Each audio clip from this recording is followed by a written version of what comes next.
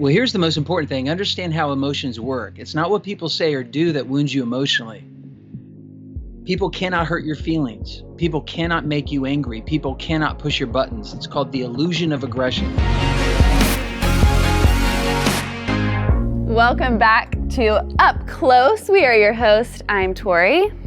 And I'm Chad. This is my hubby, and we are just going to be talking about some really, honestly, this episode is super personal. We share some of our insecurities and dealing with irrational thoughts and us being our own worst enemies. And we have a guest today, and he is so well versed on this topic, but we'll introduce him later. So before we get to that segment, we're just going to share a little up close and personal update from the Masters. That's us. That's us. So we were actually just in New York this past week, and if you watched a previous episode that we did, we shared with you that we thought we were pregnant, and then we found out we weren't. But then we're in New York, and I get this random message from my friend, and this is the second time in the past 2 weeks that friends of mine who are like somewhat close, but not like in my like inner circle of really close friends who like know in depth about my life, tell me that they've had dreams about me being extremely pregnant. And they're like, I don't know, Tori, something's happening. We're currently taking applications for new friends for Tori. If you're a viewer and you think she's cute like I do, and you also think she's fun and super spiritual, then please submit an application to send us, because your friends are coming strong with trying to make sure that you get pregnant. Yeah, they're like in it. They're in it. I'm just saying, babe. If they want to pay the hospital bills. If you guys want to know, we're not trying, and so that's why this is so funny that we just keep thinking we're pregnant. But as of yet, our up close and personal fact is that we still aren't pregnant. So we'll let you know if that happens at any point soon. We are going to introduce this special guest that we have been talking to you guys about. He has spoke to, millions of students at this point. He is a road warrior. I think he has like 3,000 speeches under his belt. He is Dr. Brooks Gibbs. We want to welcome you to the show, or the podcast vlogcast. Welcome. Yeah. So nice to see you. So great to be on your show. I'm very excited about the conversations you guys have been having with people. I'm glad to be a part of it now. Well, I know that we're super glad that you're a part of it. It's actually something that's very important to us. As we were mentioning before, Tori and I did deal with different type of bullying issues, and aside from the actual bully, it showed how fragile we were. Yeah. And that was a shock to me, because I thought I was this macho guy, walk around with chest hair and everything, and then I realized that, man, my skin was thin. I don't think I was raised strong. I think I just had a bravado that was a makeshift strong. But I would love to hear your thoughts on how our audience and how Tori and I can continue just to develop, I guess, a thicker skin, or to be raised strong, or to be strong. Yeah, well, that's great, man, because I'm all about emotional resilience. I think it's the secret to helping people stop suffering. You see, if you're not offended, there's no problem. And it sure is a better strategy to protect your emotions by becoming emotionally strong. A worse approach, I would say, is trying to make everyone nice. Pass laws for non-criminal aggressive behavior like name-calling or social exclusion or gossip and rumors. I mean, that's what schools are doing for the last 20 years. They're trying to criminalize everyday aggressive behavior, and it's really dumb because you can't do that. And but what we can do is teach people how to be emotionally strong so that they are happy with who they are, how they are. They're not living for the approval of others, and they're content with just a few friends that are not demanding that they change. And how, practically, are there tips on a daily basis of, how do I put on my emotional armor, per se? Because, we still to this day, get YouTube comments that are super hateful, even though our, cyber stalker ended up going into jail, and we felt like, okay, now that those days are over, we're past it. But we still get stuff on the daily that's hard. So what's a practical way for not only us, but our listeners and our viewers to equip themselves to go out and be strong on a daily basis? Well, here's the most important thing. Understand how emotions work. It's not what people say or do that wounds you emotionally. People cannot hurt your feelings. People cannot make you angry. People cannot push your buttons. It's called the illusion of aggression. We think they're pushing our buttons or hurting our feelings, but that's a lie. There's no scientific shred of evidence that makes that connection between what they do and how you feel.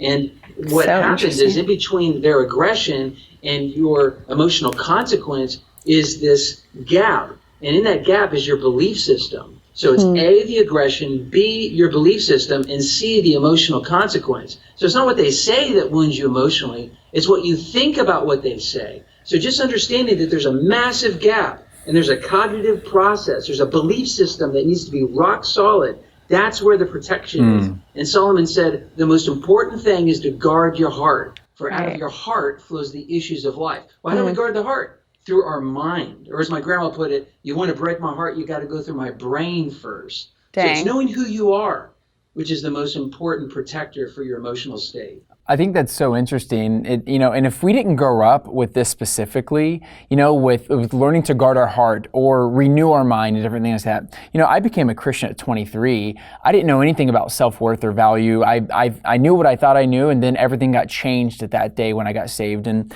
so how can someone, kind of catch up with some self-worth or rewiring of their brain or their heart? How can someone catch up with that? The two struggles that every human has is the need to perform perfectly and the need for approval. So it's perfectionism and approval addiction that the 16 to 28-year-olds are really starting to realize, oh my gosh, I'm neurotic, I'm crazy. I have to be perfect. Everything has to be in its proper place. And why don't they like me? And oh my gosh, especially, what do they call it? Insecurity. Oh, that's funny. I love that.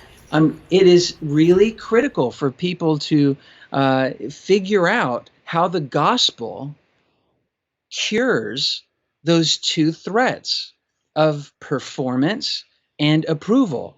When you give your heart to God, and you become his child through Jesus and the sacrifice he made, he accepts you. You no longer have to perform perfectly. He says it's already done, and you are approved. So performance and approval go out the window the more you understand the gospel. When you understand the truth of the gospel, it delivers you from those neurotic needs to be perfect and always get approval. And it's better than psychology, talk therapy. It's better than medication. When Jesus said the truth sets you free, he meant it. Right. I think that was so good because you said it earlier, like knowing who you are.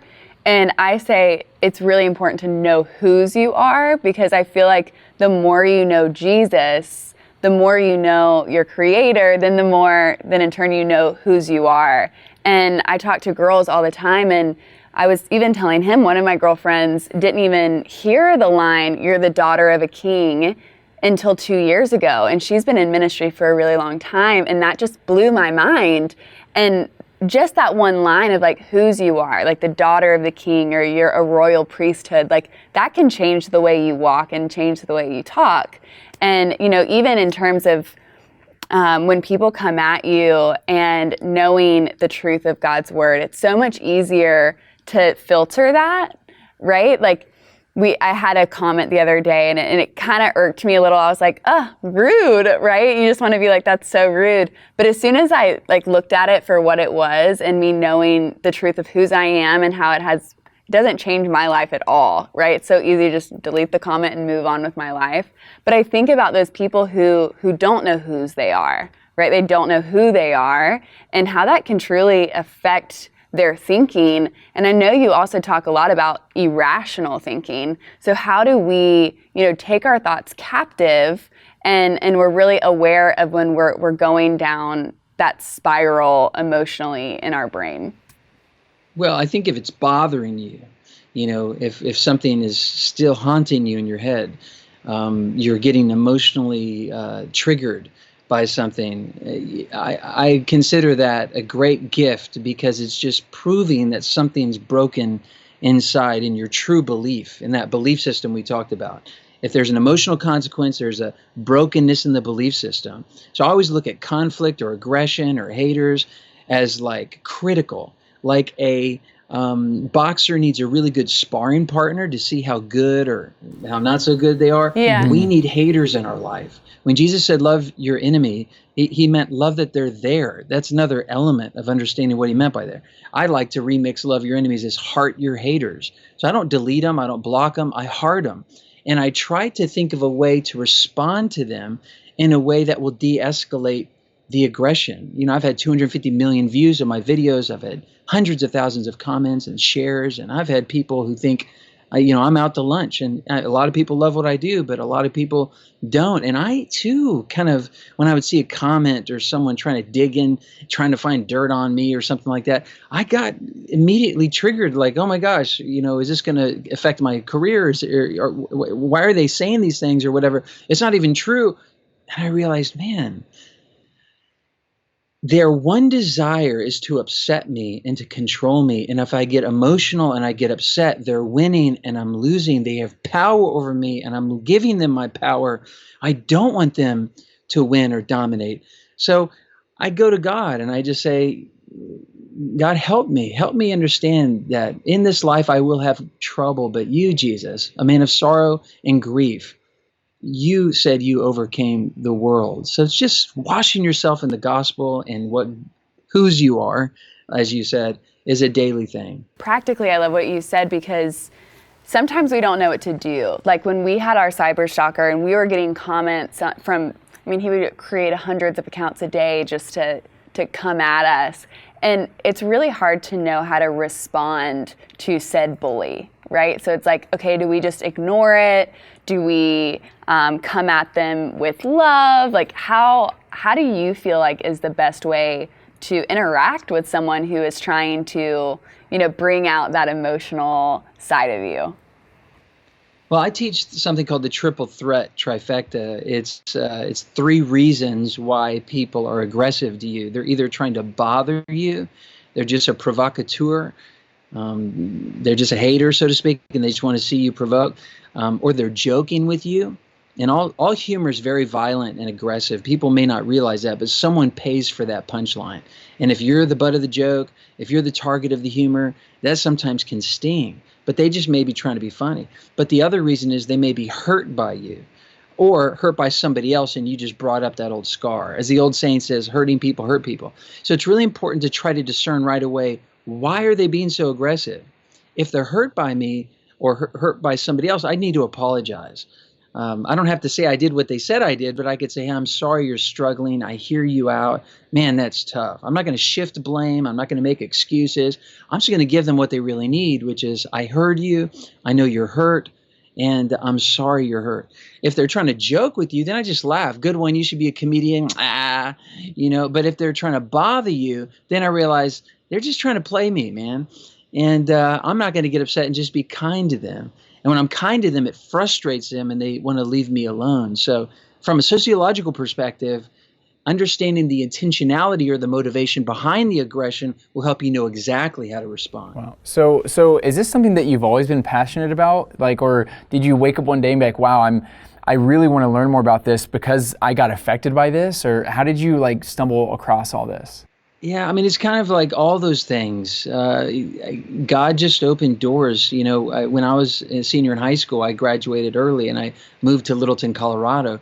And I just happened to be at this incredible place where this horrible tragedy happened on April 20th, 1999. Mm-hmm. And I was just in, I guess, the right place at the right time to create a trajectory for my life. I was 18 years old, fresh out of high school, and had to do something with my life. And man, this was it. This was the birthplace of the anti-bullying movement. And so that was 20 years ago, and I'm still doing the same thing. I met my wife around that same time, and she booked my first school assembly, and she still books my school assemblies today. Now, I've explored a lot of different things. I was a road pastor for artists on the road for a while. I was a teaching pastor at a church, but I've always kept kind of working with schools. It has been a passion of mine because of my history. I was picked on relentlessly as a kid, but that's not mainly why I do it. I just realized it's what I pray for my kids when I think, what are they going to do with their life? This is my prayer. God, give us a heart of compassion for the needs of others and the wisdom and resources to meet those needs. And that prayer was answered when I realized there's a bleeding issue. This is the most hypersensitive, emotionally volatile snowflake generation that's ever walked planet Earth. The suicide rate is going at an all-time high. We consume more antidepressants and spend more hours of counseling and psychotherapy than all the other youth populations around the planet combined. The North America, Canada, United States student or young adult is ill. And so I realized, man, this is a bleeding need. My heart is compassionate. So God gave me the wisdom and resources to help resolve some of these problems. And it's a great thing that God has me doing. I love that. And so I have a question for you. I think the thing that I struggle with is sometimes it's less what people say about me, but it's more about what I say about me. And it's like, for example, right now I'm struggling with an outbreak of cold sores. I don't know if you can see it through like the Skype cam, but they're all here. And part of me really wanted to cancel doing the podcast. A part of me, I get paid as a model, and I have a couple auditions, and I'm trying to skip those. And my wife can be like, oh no, babe, you can barely see them. Or my friends can be like, oh man, that's like, people aren't going to care about that. But all that is really affecting me is what I think about myself. And how would you encourage, or how would you shake someone out of that thought, just even speaking into that specific issue? Well, it's very brave of you to be transparent and honest, and I think that is first part of it, right? The truth sets us free, and that includes being truth with what's struggling. But it's not the cold sore that's creating the problem. The issue is never the issue. It's underneath the issue, which is you're thinking about it. And you either, if it really bugs you and you're wanting to do dramatic things like cancel stuff, you have what's called an irrational demand that you must not have cold sores. You should not have cold sores. You have to have an absolute flawless face. So because you've built up this irrational demand that it has to be this way, you're continually to disturb yourself. So what any cognitive behavioral therapist or wise pastor or friend would come to you and say, hey man, you need to adjust to reality, bro, instead of demanding that reality adjust to your demands. Like that's mental illness. That's insanity when you say reality must accommodate my demands. You got cold sores, bro. You're not going to change this. This is reality. So you have to now adjust to it. That's mental health. Adjust to reality, embrace it, and say, you know what? I'm going to realize it could be worse. So that's the first question I would have you ask yourself. How could this be worse? The second thing I would say, why won't this really matter in the future? Well, obviously because it's going to go away. And the third thing is, how could this be a good thing? And if you can go through those three questions and really rigorously believe it, it could be worse. Why won't this really matter in my future? And how could this turn out for my good? If you will talk yourself off the ledge of irrationality, keep every booking that you have, and you'll have way more confidence.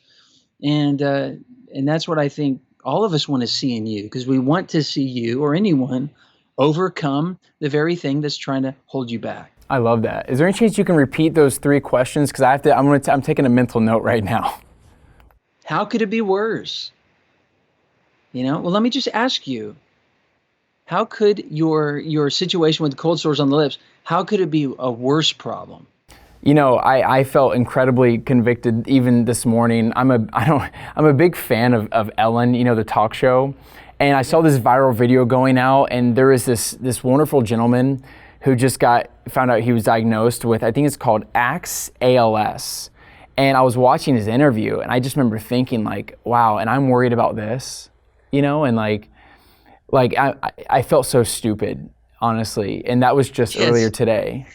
Dude, you could be ugly. All right? And you're not. You're a flipping model. So like it wouldn't even be an option. So it's like Brad Pitt going on Oprah and saying, I was bullied for my looks. And no one has sympathy for you, bro. So you're right. But what did you do? You compared your situation against the backdrop of something that is worse. That's what my wife did. She's a quadriplegic. She's paralyzed from the neck down. She was a gymnast, broke her neck when she was 15 years old. And when I said, it's so sad, she says, you know what? I could be blind. Mm-hmm. I mean, I think that's like the most Wow. difficult disability to learn to overcome. I'm so thankful for my sight. And just comparing yourself to that, you realize your rock bottom is not your rock bottom. It's actually a lot lower. And just the fact that you're lowering your rock bottom raises you in a better mental state.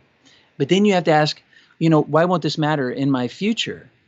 And obviously, it's going to go away.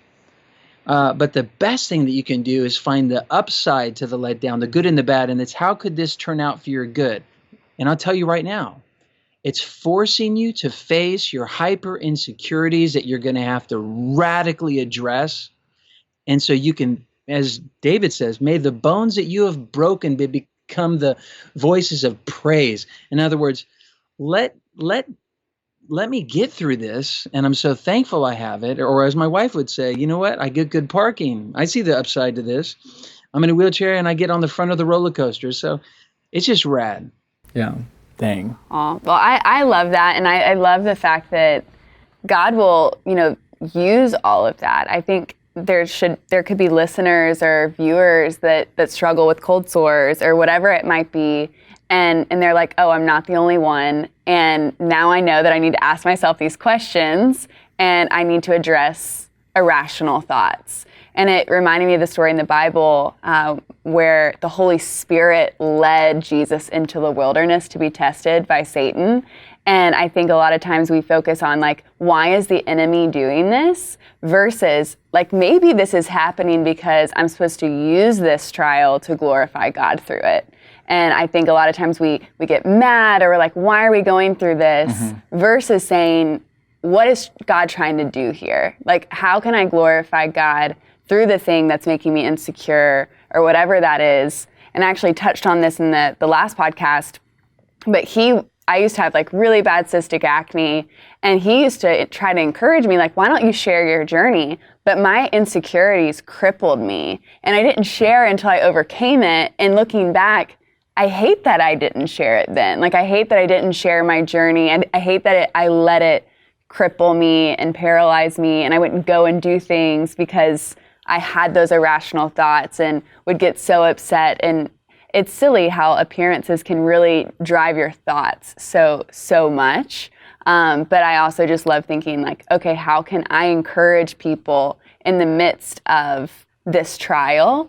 Because I also think our lives, could be the only Bible someone ever reads, right? And so how is the way I'm living and how is the way I'm dealing with this hardship going to reflect Jesus the best? And I would say it's okay to be bummed. Right. It's okay to be disappointed. Those are very rational emotions. Where it becomes irrational is when you say, oh, I can't go on. I'm in despair. This is horrible. And when you have those type of defeating thoughts, that's not helpful. That's damning. And you mentioned Jesus in the wilderness, and I'll just say this.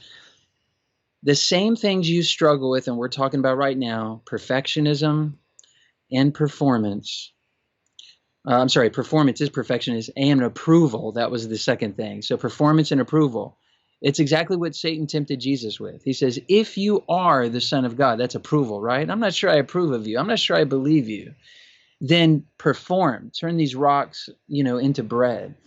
And so it's so interesting to see how, and it's very interesting that it says Jesus was tempted in all ways. In the book Hebrews it says, but we only see a few conversations of temptation, which I believe in that holds all the potency of all of our temptations.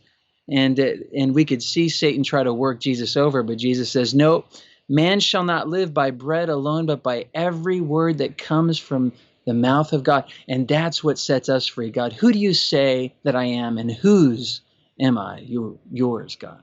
I love that. I love that. Well, we just want to thank you for your time. I know that I feel like we just had a counseling session. I feel better. Yeah, do you feel better, babe? I absolutely feel better. I hope the listeners feel better too, but we just want to give you the floor. If you have anything going on or anything you want to share before we kind of close up today, you have the floor. Well, I don't care about anything or plug anything that I'm doing or whatever. I care about what I do, but I only want to say one thing. Think about love. 1 Corinthians 13 says love is two things. Love suffers long and is kind. Love is resilient. Love has this toughness and tenderness. It's like a tough skin and a tender heart. And I want to be a more loving person. And I think the stuff that I study, emotional resilience and the ability to not get upset and be kind to your enemies and all that kind of stuff, I think I'm really deeply studying love and understanding it. That for me to really love my enemy, which sometimes is myself, as you said, I'm my worst enemy, my worst critic sometimes, is I need to be more patient or resilient, not easily getting upset. And I need to treat myself like a friend, right? Love your neighbor as you love yourself. So I love you guys, and I thank you for being honest and transparent. And I think that's what people appreciate about this show. Oh, Thanks for having me. We appreciate you. We thank you for coming on, and we thank our listeners and our viewers for tuning in to this episode of Up Close. Stay tuned, like, subscribe, do all the things, and we will see you in the next episode.